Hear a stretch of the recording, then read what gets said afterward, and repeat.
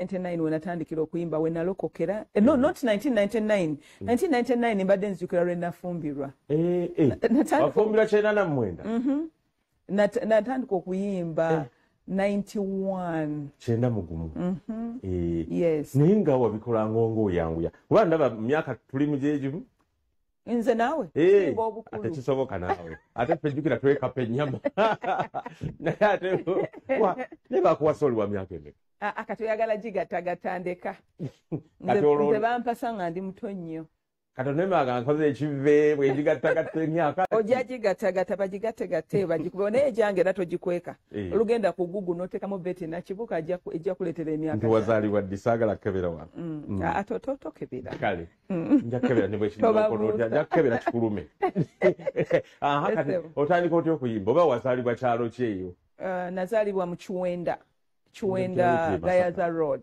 Ewano. Yes. Bam. Yes. Mukampala. Mubalonga ababiri. Yes. Kati gwe bugamba nti mugendako mu kyalo Mulago. Tugenda wano Gayaza awo Kiwenda. Mailo 16 gwe Kampala. Awo waffe. Yes. Oyo gola bagwe nagambi Debula Kitonsa. Kati amulabya agambi oyo mumanyi. Oyo bulijjo mumanyi. Bakona agate oyo. Yayimba kiti na kiti. Obadde ogamba. Nti mwe mugenda mu kyalo mbogenda awo. Yes, sir. Naye nga kumpi. Weba baziika. Nze tebajja kunziika eyo. Bakuziika. Bampasa empeta. Kala kuziika wa Ssenyonjo. Ssenyonjo bajja kunziika ewuwe. Uwa. Akulinze nali mu motoka wali gwe. Mulabi omanyi mumanyi. Era mutule ngari kati no. Bajja kunzaala awo kumpi. Bajja kunziika awo kumpi batuziika kumpi naye. Uwadi. Nja kubulira nga tuli babiri. Nenda.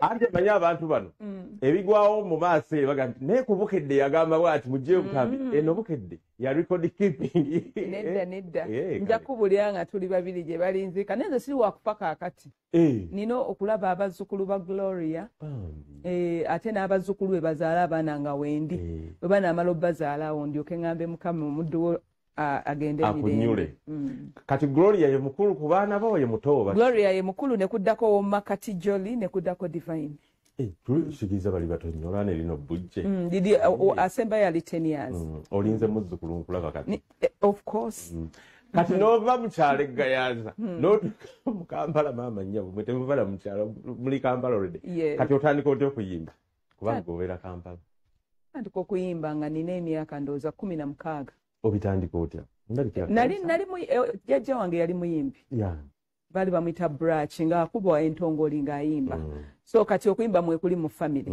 yes kati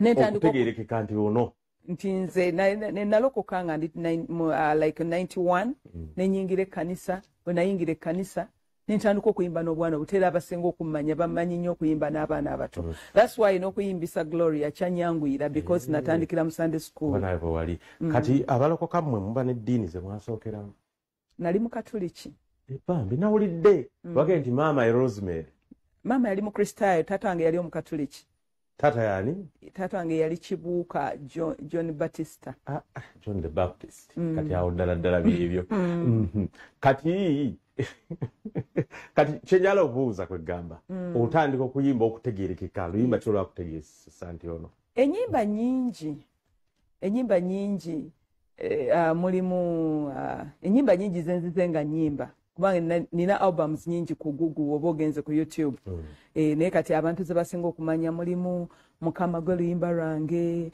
mulimu abeerawo wakati ng'ebintu biganye mulimu njagala mugume abakkiriza Mukama waali mulimu ezo ezenjatula tukutendereza mulimu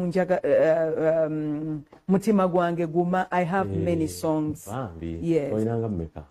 nina nyingi sizimanyi muwendo nina nyimba nyingi naye nga zize like abantu nga bawa obujulizi nti mbadde nga mpita mu mbeera bweti nali mpita mu mbeera bweti nze nawulira luyimba lwo nendokoka nawulira luyimba lwo nali nina embeera mwempite meme yange neewona you know like enyimba zaffe zize ziwa obulamu like abantu obulamu so gospel music awa abantu obulamu era twagala okuba bane mpa omukusanyanirizeyo ku bantu abantu bajje on 13 ku lunaku lw'amatabi tugenda kubeera wali ku Serena njagala kubaaniriza mujje tugenda kutendereza Mukama tubayimbire ennyimba zaffe zonna enkadde n'abakadde bonna gye bali kubaaniriza mu kuyimba kuno nga serebu omulokole kiki okusoomooza kosaze nagashana era nange okusoomooza sikulina kankubuulira okuweereza Mukama kulimu amagoba mangi mu kuweereza Katonda seetaazi Katonda mulabye ng'aweerera abaana badde nga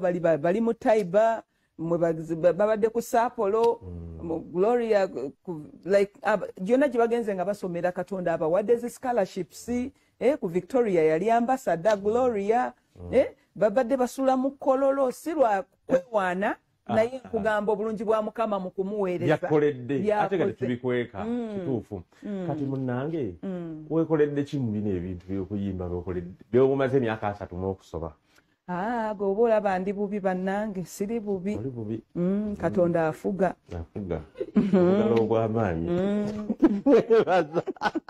kyokka bannaye Yesu alabirira abaweereza be kati tugenda kuwumbawumba kankubuuza akabuuza kase ng'olina kanisa olina gy'osabira wa nina gye nsabira nsabira like twakasenguka okuva gye tubadde mwami wange tuli ewa Pastor Kyaze naye kati tulina ekkanisa etuli okumpi wa Pastor Sekisaka nawo ŋŋendawo Kyazekuzi yali Ntebe Road Kyaze ddala ndyerabidde Omega Healing Center Omega Healing Center nina kanisa zange mwenzize nga nkulira nine wa Pastor James Mwesigwa ku Christ the Rock kati right now tuli ate mu Nnalumunye mwe tubeera kati waliwo kanisa etulinaanye nekanga ndagaawo okumpi kale kakati era ndowooza osiibudde n'okusiibula emikolo gyaddi egy'omwana omwana mwe mulindi kuba kati g'ogiddukanya ye mwana omulenzi gwe weegenda okwezaalirayo mwe kye muba mumanyi ama proud nazaala naye banna ngenda kubeera nazaala nange kanyumidde nnyo proud nazaala nange olumu neetya okitegeera nyumiddwa nnyo baayi tutereere wano bulungi atukubire ekifaananyi sooka okomewo wano batukubireko ekifaananyi atukubereko ekifaananyi bannaawe omwami amanyi bulungi oba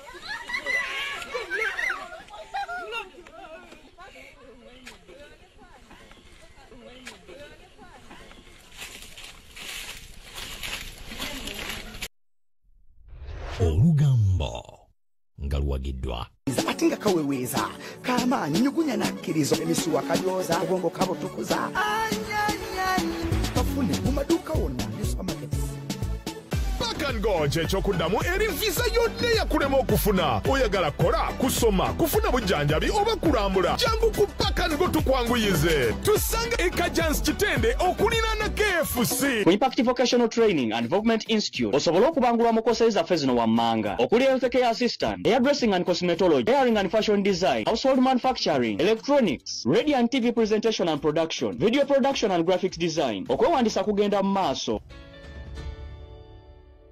Essaawa eno ng'ekutuusibwako. The Answer Foundation tuyigiriza emirimu gy'osobola okukola n'otandikawo bizinensi yo nga tusangibwa wano ewa Kitaka ku masannyalaze agadde Kenya mu kibuga Jinja. Leero nga luwagiddwa. Soft Care Petal Care has a floating design that perfectly fits. It reduces 70% friction on skin, absorbs fully and blocks leakages from both sides. Soft Care, yeah. Owulire ennyonta? Gula eccupa ya Pepsi ya mililita 3 oba eccupa ya Pepsi Max eya mililita 3 owangule ebirabo nkuyanja. Amateeka n'obukwakkulizo bigobererwa. Pepsi, for the love of it.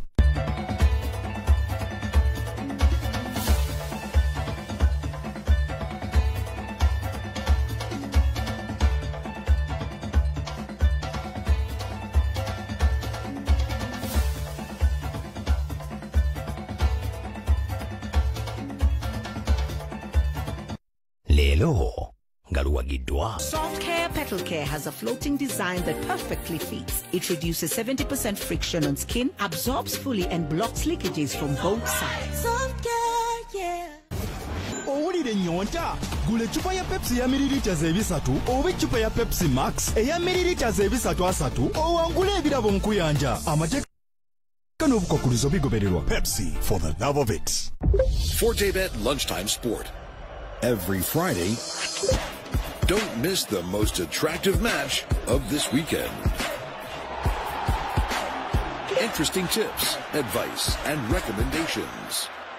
Let yourself be inspired by the largest betting community. Be part of them. ForteBet. Play for billions now. Ebyokikuwukidde TV nga biwagiddwa. Mityana Institute of Nursing and Midwifery weewandiise kati ebisale byabwe tebitiisa naawe laba waaka lengera omutindo. Saha kayimba ki? Kayimba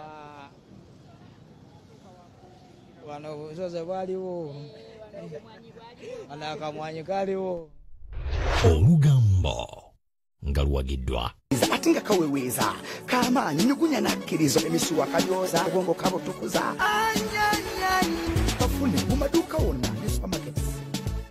Pack and Go ky'ekyokuddamu eri visa yonna yakulema okufuna. Oyagala kola, kusoma, kufuna bujjanjabi oba kulambula. Jangu ku Pack and Go tukwanguyize. Tusange e Kajans Kitende okuliraana KFC. Ku Impact Vocational Training and Development Institute osobola okubangulwa mu koseezi zaffe zino wammanga. Okuli health care assistant, hairdressing and cosmetology, hairing and fashion design, household manufacturing, electronics, radio and TV presentation and production, video production and graphics design. Okwewandisa kugenda mu maaso. Tusangibwa Mbalwa Namugongo. Tukubire